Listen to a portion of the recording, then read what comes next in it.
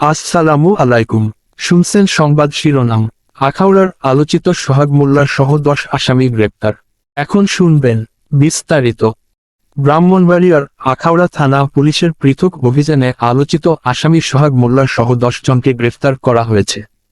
গত 24 ঘণ্টায় অভিযান পরিচালিত হয়।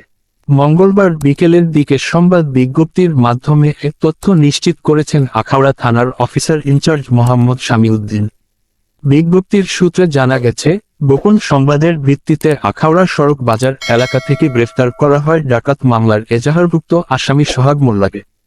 তার বিরুদ্ধে চুরি, ছিনতাই, মাদক এবং ডাকাতিসহ একাধিক মামলা রয়েছে। অন্যদিকে পৃথক অভিযানে বিভিন্ন থানায় মোট 9 জন ওয়ারেন্টভুক্ত ও সাজাপ্রাপ্ত আসামিকে গ্রেফতার করে পুলিশ।